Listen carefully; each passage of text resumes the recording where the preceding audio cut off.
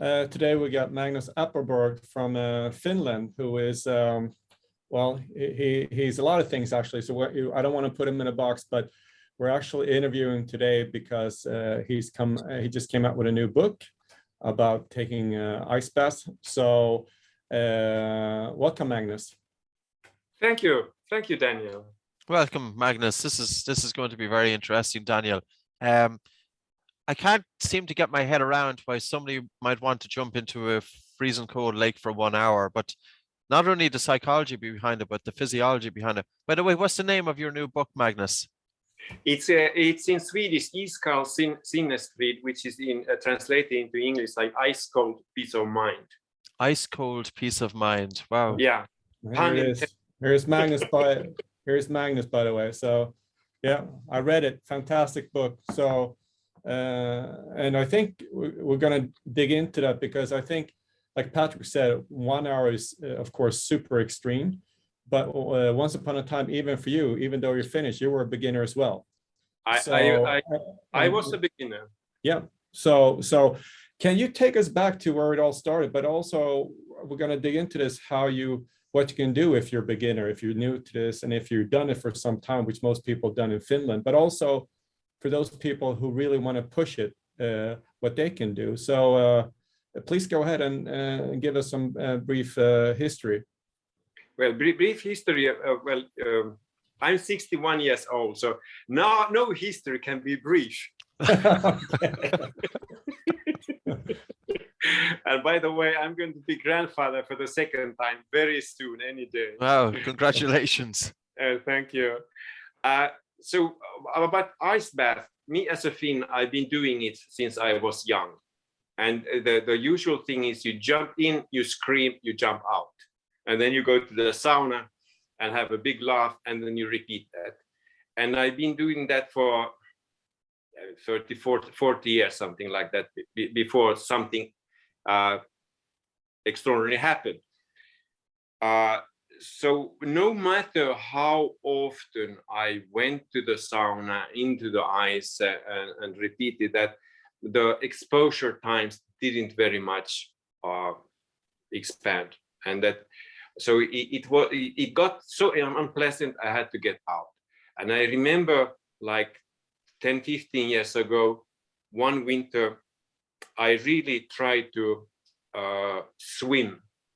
So when I got at maximum, I got up to 25 meters, and it was like I could barely move my fingers anymore. So you can't blame me for not trying before. But then something magical happened, like 6 or was it 7 years ago. I met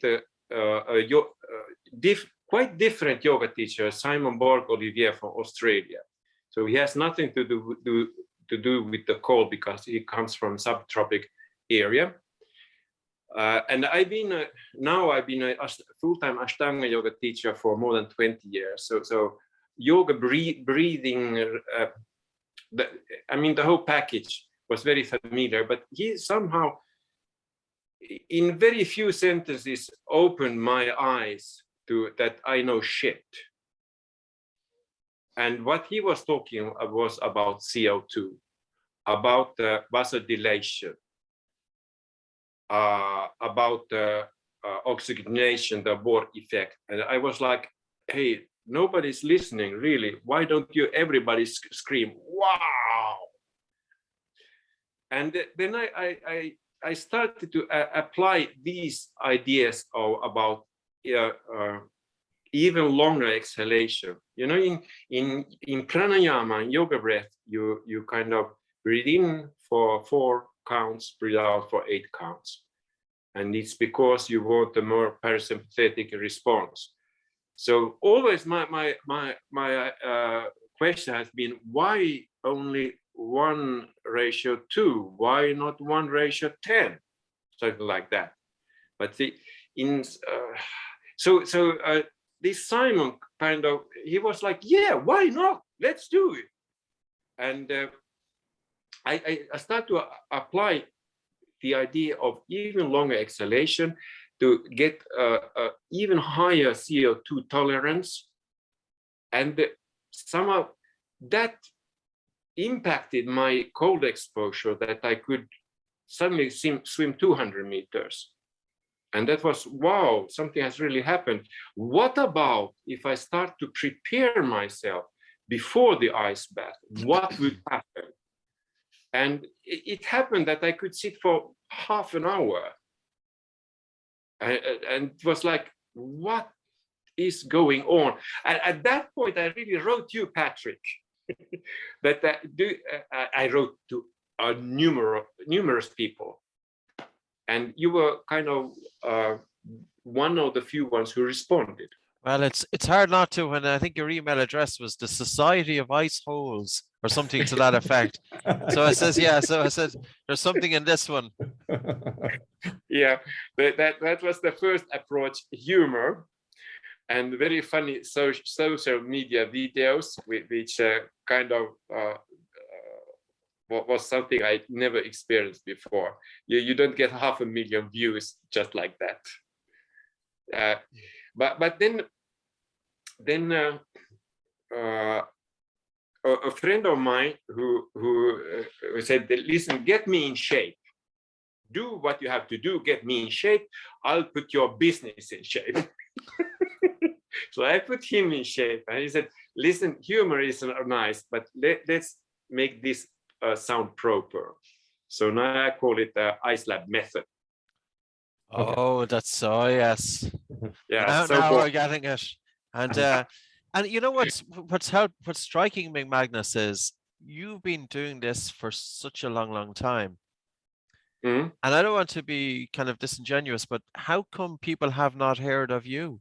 And how come people have not heard of your feats? It's kind of interesting because I suppose so many people associate cold water immersion with the Wim Hof technique, but yet you've been doing it for 20 years before. And why do Finnish people do it anyway? What's in the Finnish psyche that they want to jump into ice cold water? It's something like life is hard, then you die.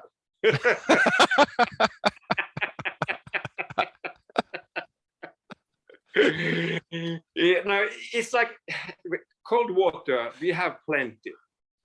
The winter is long, dark. Let's make it even colder, even darker. Make a hole in the ice, jump in, don't ask, come up. And the thing is that you feel amazing after this. But for me, this is not enough. Amazing is not enough. For me, it's how can you kind of use this cold water as a laboratory for putting into use into your life.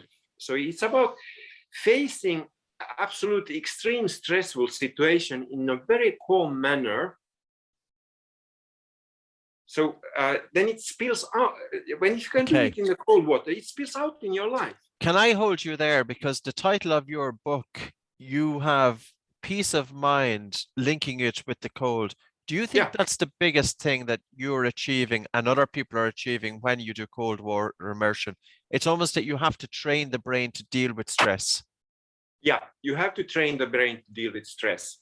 And it's not only kind of that's a psychological part of it, but we have a physiological part of that also. And that is your autonomic nervous system. How to get a handle of your autonomic nervous system. You got to get a handle of it before you jump in. If it's like you tell somebody who is really stressed out that, hey, you know, ice baths, they are really relaxing. You learn to calm down. Now jump in. What will happen? You'll probably die. So I don't want to kill anybody. So my message is you really have to get a handle of calming down before you go in. So as you get in, the cold shock kind of hits you in every aspect. Also the psychological aspect, you feel panic. But if you have learned before you jump in how to calm down with the breath, you continue to do that as the cold shock hits you.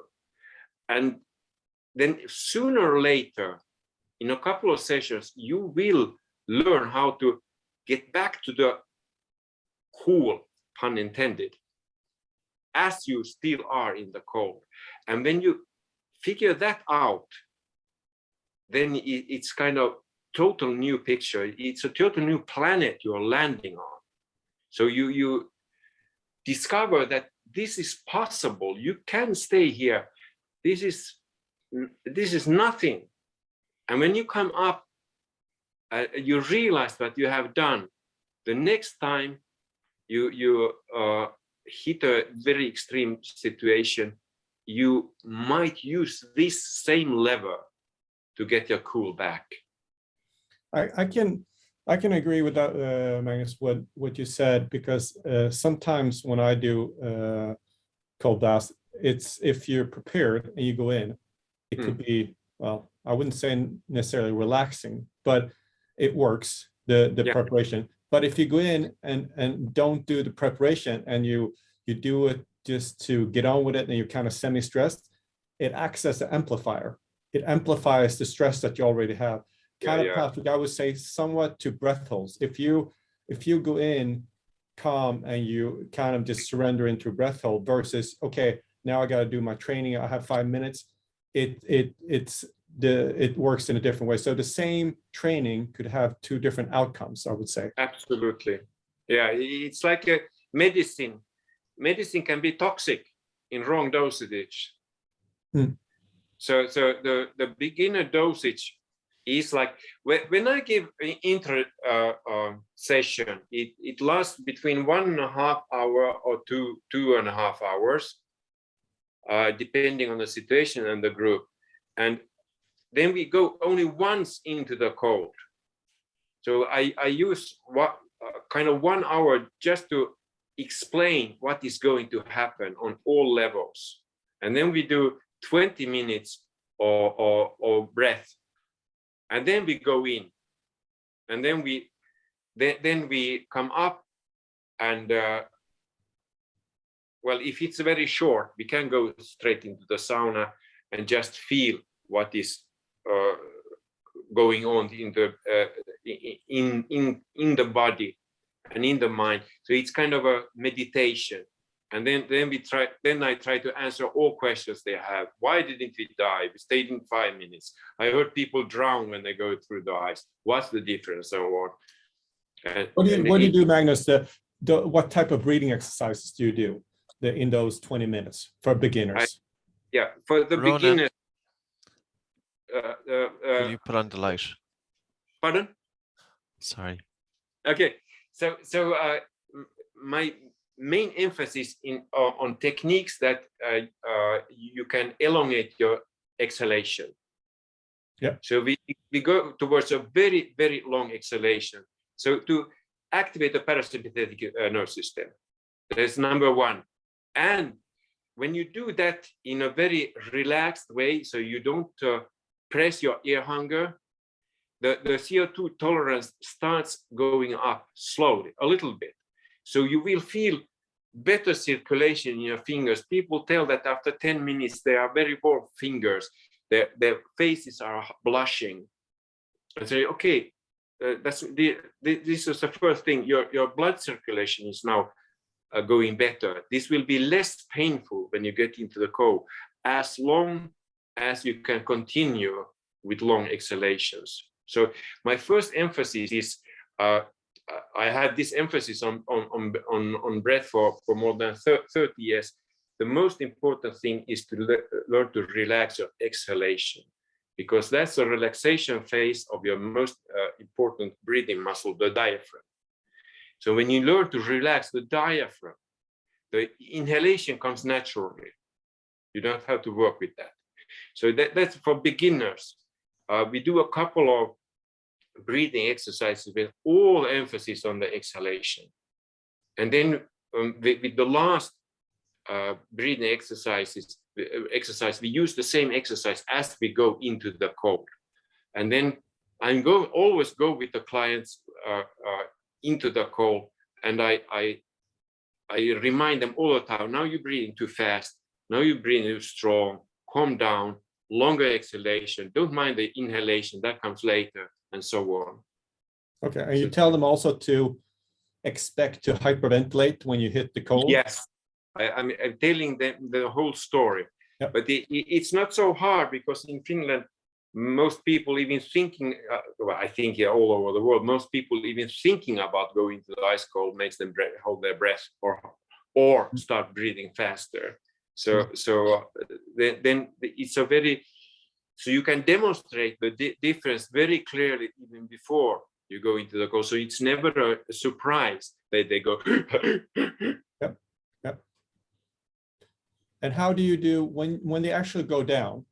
Do you do it quickly, as in 5 seconds, just go down, or you take it very slowly over 2 minutes? One exhalation. Okay. With one exhalation, it's like, okay, now breathe in. On the exhalation, you start walking the stairs, up till you have the water here. Yeah. Because otherwise it will be a very prolonged, painful situation. It's very painful to stand with water up to your knees. Your toes will go numb in like 10 seconds. But if you immerse yourself up to the neck, it's different. You get the whole body starts responding in a different way. All kind of the thermoregulation starts already. But the most important thing is to understand that if you are in a fight or flight mode, what you are teaching your body is to either get out or use willpowers to stay there. That's fight or flight. And that's not adaptation. And then you psychological teaching yourself, this is dangerous, you got to fight it, and then you lose the whole point. But so if you can go in, calm down, your body, as soon as you are relaxed, or let's say not fighting anymore, because relaxed is a very strong word in this case. So when you stop fighting, you start adapting. That's the thing. You either fight or you adapt, but you can't do it at the same time. Well, you can adapt to fighting. It's not a good idea. Yeah. So then they stay in for as long as they can. Yeah. And then when they come out, what do they do? I know it depends a lot, but if you're a beginner, been in for a minute or two, whatever, what do you do to kind of heat up?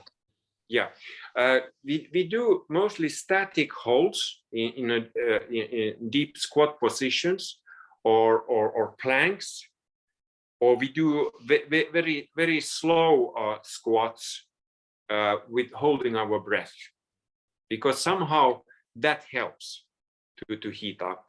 So no cardio exercise, because that makes the blood run too fast. So the difference in heat in the body starts level up too fast. You have a very extremely cold skin, but your inner temperature, core temperature is quite all right. But if the cold kind of gets swept in too fast, it's really terrible. But if you stay less than 5 minutes, there's no danger of that. If you can stay cool 5 minutes, the hypothermia is not very likely to happen. And that kicks in, the sign of that is you start shivering, and that comes usually shivering a few minutes after you come up. Yeah, a few minutes after. It's like 5 or 10 minutes after you get the full cold experience. And so then if you start these 5 or 10 minutes, you do these exercises I described just to slowly heat up, it's a very mild shivering you might get, or none at all.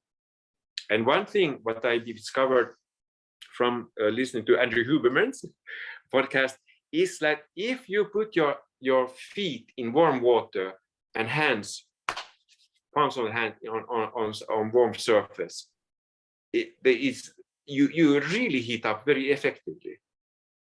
Okay. So if you if you stand in a tray of warm water and do deep squats, it's like, wow. There are areas, there's also your feet, your face, and the palms of your hand, where it's a very kind of effective heat receptors or donators.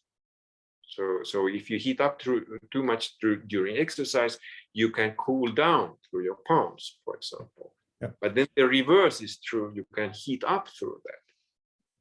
And so how long do you do those exercises after to heat up?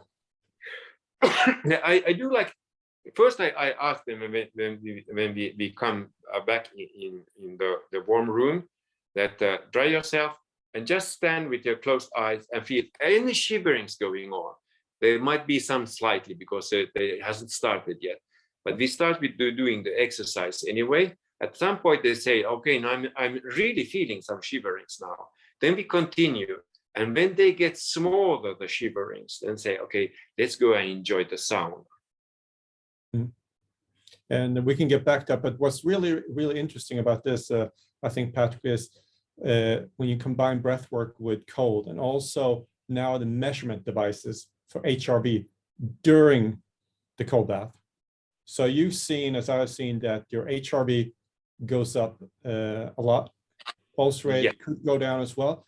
But here, I guess, could you expand on that when these things happen with the pulse rate first, maybe, because maybe not the first minute or two, depending on your expertise. Yeah, it's a shock kind of. so all stress hormones are flooding, and then your pulse goes up, blood pressure goes up. But if you can learn, teach yourself to calm down through the breath, you go back to the breathing exercise you did just before you went in, then your pulse rate goes down, and it keeps going down, and your HRV goes up quite significantly. Yeah. And then I haven't very much measured what happens during the warm-up exercises, but when you are finished, you feel warm, dry, you sit down and do measure your pulse and HRV. The HRV skyrockets and your heart rate is really down. It's amazing. Yeah. Then you have done a full cycle. You have prepared. You have done the cold, you have heated yourself up properly, and now you just relax. At that moment, your recovery rate is like grandmaster.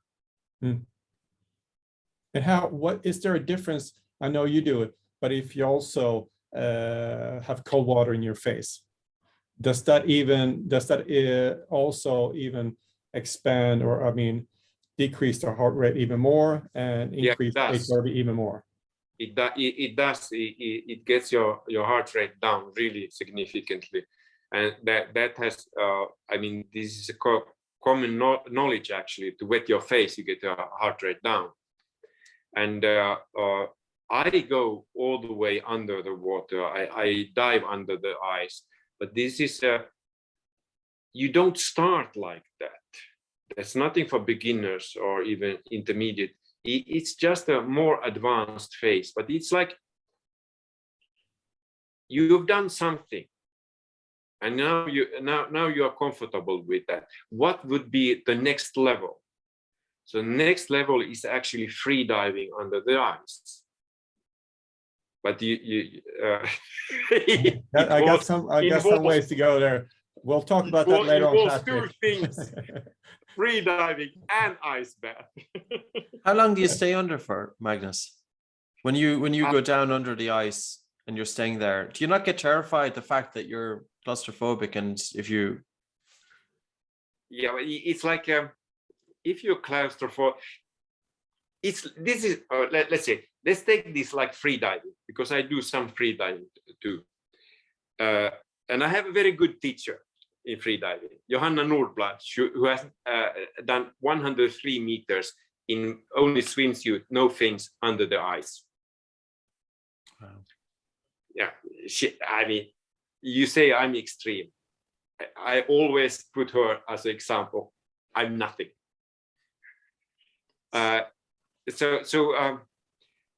Right at the moment, I don't do free diving under the ice because where I spend my days, I have no partner to dive with.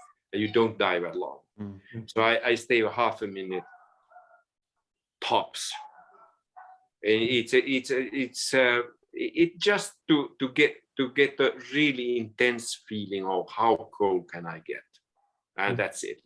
For in free diving, you don't do anything unexpected. Like in cold baths, you don't do anything rash. You go slowly. It's like I have a totally proven method, protocol, how to get your head under the water. You start with your underlip, the whole mouth. You wet your nose, you wet under the eyes, you go up to the brows. And then if you can do that with one very relaxed out breath with a sound, then you can go, then the next thing to go under the water is nothing. But I'm always listening to the sound of the person. I'm going under the water and listening. How does it sound? Does this person do it in a relaxed way, or is he or she still pushing it? So we get rid of all the pushing. No pushing. Just relax. Be comfortable in a very uncomfortable situation. It's not, sorry, Magnus, to cut across you. It's not always easy, though. A lot of people come in and they're so stuck in their heads and they're drowning in thoughts, and you're literally putting them into ice cold water. Okay. They're automatically going to take their attention out of the mind and into their body. And because these people and many people, number one is they find it difficult to connect with their breath. Sometimes connect with the body is difficult, but even to relax is difficult. We've had people over the years ask, how can I relax? Just even with that. And I think what you said about the exhalation as well is super stuff, that during the inhalation, the foot is taken off the pedal. So it's a more sympathetically driven, a stress response. And during the exhalation, if we can really slow down and have a prolonged and relaxed exhalation, the body is telling the brain that everything is okay. So you want the body to tell the brain that everything is okay before you get into the water. But how about different personality types? So somebody comes into you with high anxiety and panic disorder. Do they find it more challenging than somebody who would naturally have a calmer disposition? You know, I love those kinds of challenges, really, because those people can achieve so much more. Right? Because for somebody who has really severe anxiety, if I can get them to calm down for 5 seconds, it's like, wow, this major change. And what I learned like 32 years ago from Kosana Luka from Roy Hart Theatre, she's not alive anymore, but she that was the time when I was at the dance academy still. She taught us that your voice is the muscle of the soul, very poetically. But instead of emphasizing breathe out, I give them different sounds to concentrate on. The very simple thing that anybody can do. And I tell them, listen to this sound, listen to your own voice. Your voice will tell yourself how stressed or how relaxed you are. Because if I tell somebody now, a relaxed exhalation, and they go, ah, I mean, seriously, I experienced that. What was that? No, take it really, and they tell them, relax exhalation, and they go, ah, was that good? I go, oh my God! No, then I give them, okay, let's say let's say but that was even better. Now make it longer, and so on. So you pick up something small which is connected to the voice, the human voice. There's a kind of it could also be described as the mirror of your soul. Well, it's actually a mirror of your psychological or stress or relaxation. And I wonder also, you stimulated the vagus nerve by virtue of the sound, because the Yes. vagus Yes. nerve is innervating the throat. Yes. So I think that's a good one. But what I think is interesting, because we haven't gotten to the last part, but which is if you do sauna, but when you combine breath work with cold bath, you get like I would say a stacking. You combine two things for a deeper impact. If you then would add something on top of that, which is sauna. But how often do you also, because then you can call it contrast training, how often do you incorporate sauna into your training as well? I always have saunas backup. Okay. As a safety. Okay. As a safety, the back door.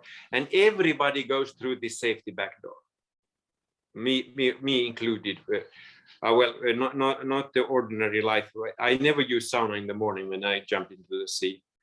But the thing is, I want the people to have a positive total experience, because it's always a danger that after the cold exposure, for example, if it's a good group atmosphere, people are supporting each other, they stay longer. But you don't realize that before 10 minutes later. And if you don't have a sauna backup, it's a terrible experience. You shiver for half an hour, and then you forget all about how good it felt at its best. And so it's a safety, and I want people to feel safe. But also it's tricky, because also the contrast from going to 0-degree water to 90 degrees or whatever you have in the sauna could also be say a little bit dangerous. So how quick is the transfer? Do you wait 5 minutes, 10 minutes? The transition is the 5 or 10 minutes or even more of warming exercises. We don't do that in the sauna. We do that before the sauna. So when we have experienced the coldest, let's say after 10 minutes, it is the coldest moment. So if you have been doing warm up during these 10 minutes and you only feel a slight shivering, you go into the sauna, the shivering stops, and you feel just so super relaxed. So you have experienced the small shiverings, and then you are totally all right. But there's always the danger that these small shiverings, they don't stop for half an hour. And if you haven't experienced that, it's like scary. It's not pleasant. You don't want to come back. I want people to come back. So for somebody who's a beginner, you said you do this hour of preparation. They stay in for a few minutes or whatever. Is this something that they can do every day or 3 times a week? How do you progress to actually? Because one time doesn't mean that much, but how do you get this to be a habit? What is your suggestion there? My suggestion is something I've been suggesting about yoga for more than 20 years. It's like if you do something 3 times a week, it will become a habit. So it's like learning yourself a new language. If you practice 3 times a week, in 3 weeks, you will feel, okay, I got the basics very well. After 3 months, okay, this is totally doable. After 3 years, you have a totally new life, or you speak a totally fluent language. But I think in this cold exposure, it goes even faster. But if you really want the full benefits of something, you should do it 3 times a week at least. But So how do you do for kind of the next level? Because I know in Finland most people are more or less experienced. So the ones who want to take it a little bit further, is it the same type of preparation, or do you do it in a different way to get to the next level? I do a little bit of different preparation. I use more breath holds to get even that to a more next level, to in a comfortable, safe way experience uncomfortable feelings, sensations. So to get stronger sensations of air hunger. But it's always the same. When you feel air hunger, you feel you're suffocating. What you are doing, you are raising your CO2 tolerance. It's a good thing. Blood circulation, oxygenation, parasympathetic response. So always remind them of that. So then we do just harder breath holds. And then when about the cold exposure itself, you can stay longer. And then when you feel really comfortable, like 5 minutes or more, then we start going deeper, deeper, deeper. But through the protocol I just described, never just like, I don't dunk people. That's what I do because I'm used to it. I just dive head first in, but that's because I've been doing it for a long time. Mm-hmm. But this is where experience kicks in, because I can see some similarities, Daniel, with breathing exercise as well, that we're doing. Yeah. I've made mistakes. As I often said, people with panic disorder, I put them into panic attacks, anxiety. And I did it too because I dunked them into the breathing exercises. And now in the last 10 years, we really go gently if an individual has any predisposition towards anxiety and panic and gear them up. But even with elite athletes, we start off with a few easy breath holds, 5 of them, and then go into the 5 stronger breath holds.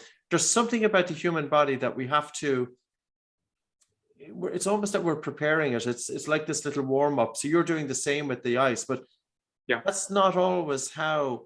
There's something out there in the Western world that the bigger, the better, and the louder, the better, and the more you do it. And that's kind of taking, it's opening it up for mistakes, mistakes that I've made in the past, but mistakes that people make in the present day. Yeah, but water has been a great teacher for me. When I was a teenager, I did competition swimming for 10 years, so from age of 10 to 20. So I watched the black line on the bottom of the pool for hundreds or even thousands of kilometers. So I think during those 10 years, I got enough of competition sports anyway. So that extreme went away.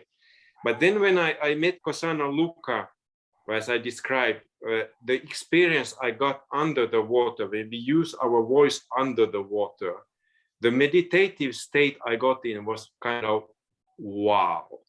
Something I had been looking for since for the last 12 years, doing very, very strong breath works and emotional catharsis. And this was just with a long voice under the water. Suddenly I was in a space which I normally had to work enormously to get to. So that was wow. And then I met my wife, and she was afraid of water. I mean, literally, you couldn't get her into a pool. But then I found a 32 degrees warm pool. So we went in together, she grabbing my hand, shaking.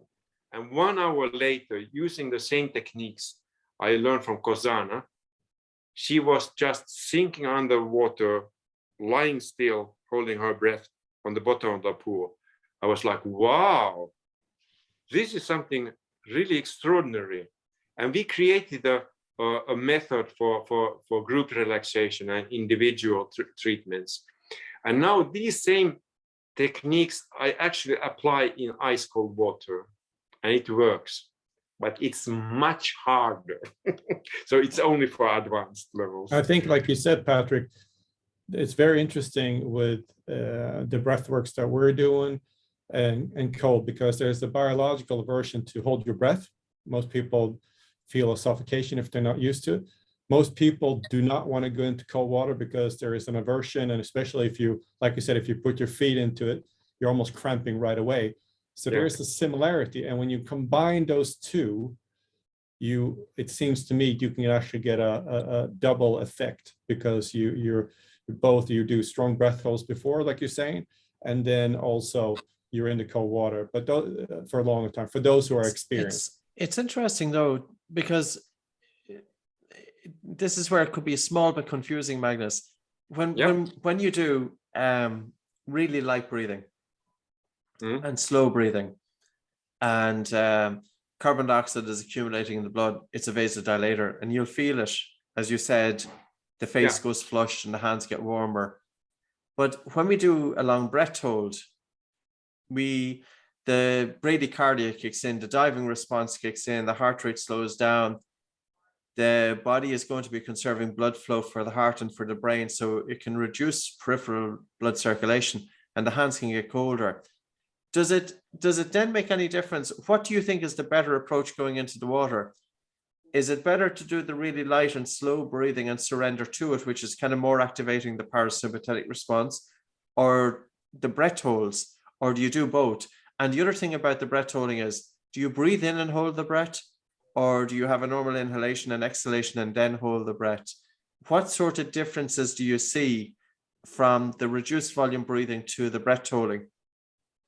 Okay, so this kind of also which level you are, how comfortable you are with the cold. So for beginners, it's only about the light, very long exhalation. That's the only thing I care about. And the next thing is how light can you make the inhalation? So you have a light inhalation, you have a very long exhalation. Then you get to the level that okay, now you can comfortably actually explore your sensations in the body. So you get even more out of your mind into your body. So it's a total vipassana practice then. Well, it's a little bit different than it's because you have the air hunger. Yeah, you have the air hunger. Because for me, for me, pretty experienced vipassana practitioner since 19 years of daily vipassana practice. For me, air hunger is a sensation. It's a bodily sensation. So by exploring, just keeping my attention on the sensation of breath hunger, it's vipassana. It is, but, and this is, you know, and I don't want to cut across you, but say Vipassana by S.N. Goenka, the first instruction that he will say is do not change your breathing.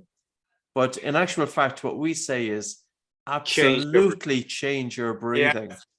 Yes. And you can't be orthodox about everything. No, because Vipassana and meditation has originated 2,500 years ago. Yeah. People weren't walking around with these yokes in their hands. It's a totally different story. We have to change our breathing. And do you know what? Another question. You're a yoga instructor for 20 years. How has yoga, why has it, imagine, I'll rephrase it differently, because sometimes I say the wrong thing and I don't want to upset anybody. Imagine the potential for yoga. That if every yoga instructor knew what you knew, that every student coming in through that door, that the yoga instructor was able to target their breathing from a biochemical point of view, a biomechanical point of view, resonance frequency point of view, surrendering to the discomfort, realizing how to activate the body's relaxation response, and take this into their everyday life. And it has not happened, Magnus. It has happened with a few people, but isn't it amazing? Like the potential is enormous. What you're doing is it's an amazing. Yeah. The first teacher I met who was talking about this explicitly like that was Simon Borg-Olivier. Mm-hmm. And after that, my encounter with him, I have taken 2 workshops of him in sequential years because he came 2 times to Finland. That changed my teaching a lot, really. From I started at the time where Ashtanga Yoga was about deep breath. Yes. And for some people, it still is. No hard feelings, but you're wrong. So for me, it's always tell my students, breathe according to the situation. Don't overbreathe. If you're standing and doing nothing, it's a very light breath. But if you are in a very demanding pose, when your weight are totally on your hands or something like that, engaging your whole body, you will breathe differently. That's okay. But you still don't have to breathe more than the situation demands. Yes. Yes. Hallelujah. Yeah, I mean, the most simple thing in the world. Be natural. It's so simple that it's been overlooked. As you know, people say common sense is not so common. That's right. Hallelujah. Once again. Yeah. And when you do the breath holds, do you breath holds. Do you do them on exhale or on the inhale? I mostly do them on exhale. In preparations solely on the exhales. But I'm experimenting now. I'm experimenting, so this is not something I teach yet, but I'm experimenting with visualization and holding on inhalation for very extensive times. But I'm not sure about how to teach that yet. That really generates more heat, but I'm not opening that up yet. Because I found texts that describing this, and there are specific names for it, and all the shit with very complicated visualizations, and I try to make it simple. So I'm still experimenting. So perhaps in 2 years I come out and say, now let's do this, and then we all sit 2 hours in an ice bath.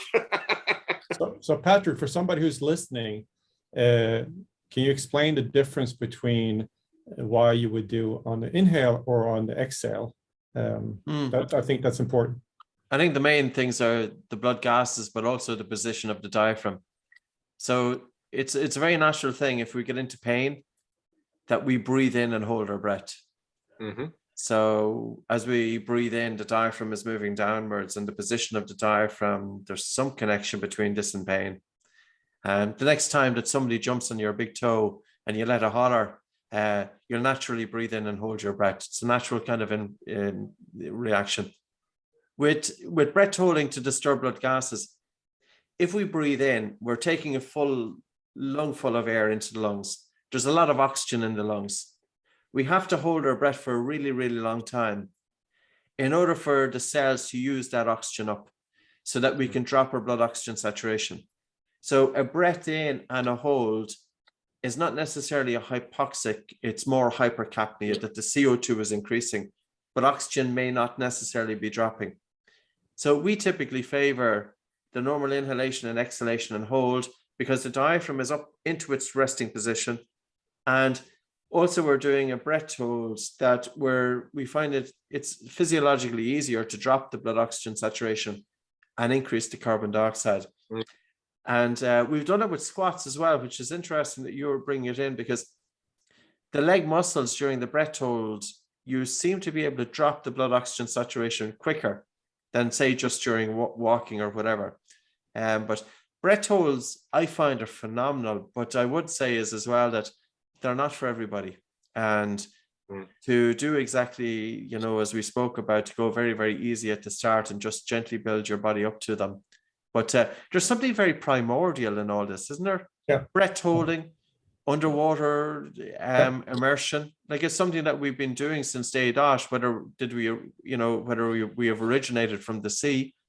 And it's almost that we are going back to basics. I think that's very interesting, because I think that's exactly it. But now we have these devices like a pulse oximeter to measure if you do a breath hold on the exhale. You have Aura rings to measure heart rate variability. So if you kind of combine these primordial things with actually technology that you can measure on yourself, you don't go around saying, well, I feel good. You can actually measure it, and you can see how much your HRV improved. You can see how your pulse rate dropped. You can see what happened to your oxygen saturation. I think that's very, very important. So you can kind of own it yourself. Mhm. You don't have to. So I think the combination of these two is very, very interesting. Mhm. Do you think there's also something else happening in terms of doing long breath holds that increases blood flow to the brain? And it's almost that we're getting the autonomic nervous system and we're shaking it. You're doing a long breath hold to increase blood flow, to increase carbon dioxide, drops blood pH as a calming effect in the brain. The long breath hold at the same time can have a stress effect. There's two things going on. And you're combining the reduced volume breathing and breath hold. So on one hand, you're relaxing and down regulation. On the other hand, you're stressing. And then you're getting into the cold water and it's a stressor. And then you're coming out of that to recover. It's relaxing. And then it's kind of nice in a sauna. I don't know. I wouldn't consider a sauna to be a stressor, but maybe it is physiologically because it's ramping up the heartbeat a little bit. Yeah. It's doing something that we as modern human beings don't do. You know, we don't even walk down to the field. We get into our car, we turn a switch, everything is done for us kind of stuff. We can always buy ourselves out of our uncomfort zone. If we don't want to go to the shop, we order delivery. We don't want to cook, we go to a restaurant. It's too cold outside, I stay inside. So it's kind of, you pay. This is a friend of mine, this metaphor. You're kind of painting yourself into a corner. Yes. You have no space to move anymore. So this is so this work I do, what you do, we're putting ourselves in a zone of uncomfort to feel comfortable in our uncomfortable zone. That enlarges our life. It expands our experience. We can feel much more appreciation for life, more gratefulness, more love, more stillness. Because if you always aim for your comfort zone, you can never get your comfort zone here. It's just one big noise. So you have to get out of the comfort zone to reduce the noise here. So that is kind of ice cold peace of mind. It's what I've been looking for all my life. I made a professional career out of it. And Magnus, finally, if you are really looking to push it, I mean, most people would say 5 minutes is really pushing it, but there are always different levels to the madness. So if you're quite experienced and want to take it further, would you say what extra is it? More exposure to the cold? Is it more breath work, or is it combination? Is it more also visualization? Or what else do you do if you really want to push it, whatever 10-15 minutes or longer in the cold? I would say push it. Now it comes paradoxical. Push it in a way that you stay even more relaxed. Yeah. So the point is not actually how long you stay, but how do you stay? What's your state, whole physiological and mental state while you are in the cold? How relaxed, how effortless can you be? The while you are in the cold. If you have to start fighting, get out. Then that's not the point. The point is to stay this is the most relaxing thing ever, like forever. But there comes a point when you will feel the first signs of hypothermia, small shivering. You should actually get out 30 seconds before that. That's very hard to do. Yes, yeah.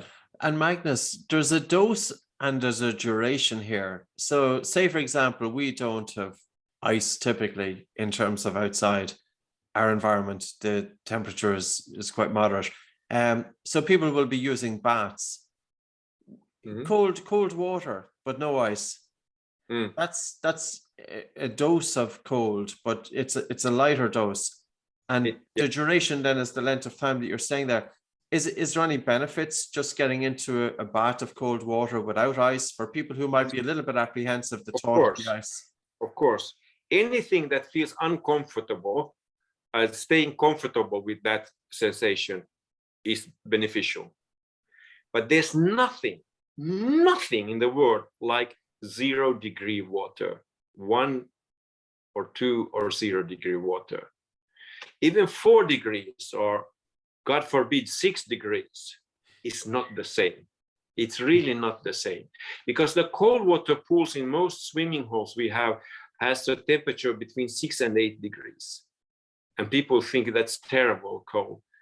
I think, yes, it's terrible, but it's not cold enough. Because I mean, it's not the same effect. It's like diluting your coffee with water, God forbid. It's interesting, Magnus. How do you, Patrick and myself, we always talk about changing states. How do you, honestly, how do you feel when you're in 0 degree water after, I don't know, at what minute, at 5 minutes, 10 minutes, are you usually the most relaxed? For me, it's the 3 first minutes that are the hardest to get down to a very relaxed state. So after 3 minutes, it gets easier. And I say you get pretty good optimal results after 5 minutes. Then I get up, usually. But sometimes I stay longer. And when I stay really long, the rest of the day is like, I give this description. I did it in the book. It's like you are full of something that is really nothing. You have no thoughts. You're totally empty, but there's a wow going on. It's like Buddha who has taken a dose of cocaine. What I was interested, because you can measure these stuff with Oura rings and so on now. I know you've done it. I've done it. I don't know if anybody measured brainwaves. It would be extremely interesting, because I know they do it on meditation and monks and so on. Somebody who can stay in long enough to get readings if the brain waves actually change, because that would be there've been very interesting. Very interesting. So you haven't seen anything about that, have you? No, I haven't tried it. I know a device which you put on like this. Yeah. And you try to synchronize your brain waves. I'm not so familiar about it, but that would be kind of the next step. Yeah, I've actually heard about, I forget the name again. Muse, I think it's Muse, is it? Yeah. So maybe that would work, but it would be very, very interesting, because Patrick and myself usually talk about changing states. Yeah. So with breath work, which is, you always have your breathing with you, so that's the best way. But if you can do it also, or stronger or faster with the cold, it'd be very interesting to measure to see what kind of response you get, because some people respond differently to breath work versus the cold versus sauna versus training. So, and if you combine them, you may get stronger effects. So this is the difference between now and 20 years ago. You can actually measure these stuff. In 20 years, we will know more. And what we know today about hormonal response is that dopamine goes up, like bam. And that's the sensation like cocaine. I never tried cocaine, but I have been on serious dopamine effects after the cold. that has been there. So I'm not on drugs. So, but also, let me add what I would be most interested into research that measuring 3 hormones during the cold and after the cold. And that would be mentioned dopamine, serotonin, and oxytocin. Because I have a theory that all these 3 hormonal levels are highly raised during and after the cold.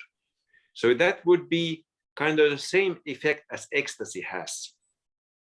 I never tried ecstasy, but I read a lot of research about it. And what is unique about that is that serotonin and dopamine are present at the same time, which is a unique effect. And I seriously expect those levels to be very high during cold exposure and after cold exposure. So that today, MDMA assisted psychotherapy is coming. So what about cold exposure assisted psychotherapy? There's no money to be made from it. It's not going to happen, Magnus. Yeah, I know, it's tragic. Everything that's free, it's no interest. Can't monetize it. That's it. Yeah. I think it's been an absolute pleasure, Daniel. I'm just conscious of Magnus's time. It's been a pleasure talking to you, Magnus, and for you putting out your information as well. So for really, it's been wonderful, you know. And just that when we were starting, I can only imagine you were saying that you were living off grid, and I was asking you about life-work balance. And what's your definition of life-work balance?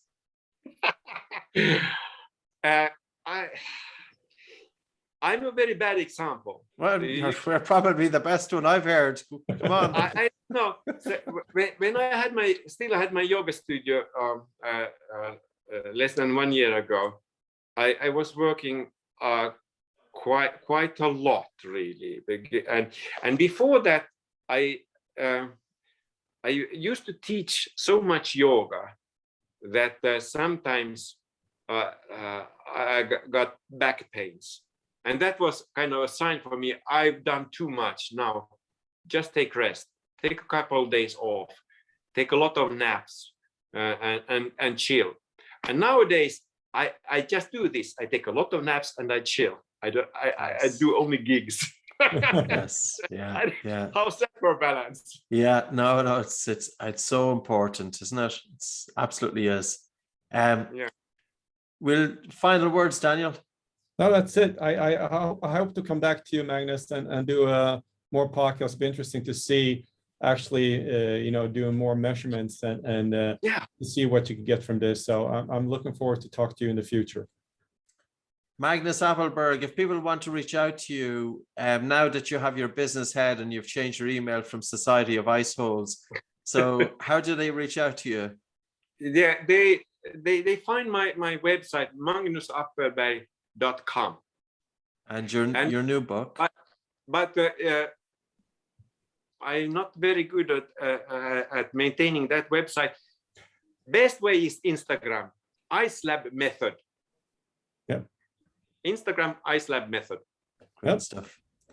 Yeah. It's been a pleasure. Thanks very much.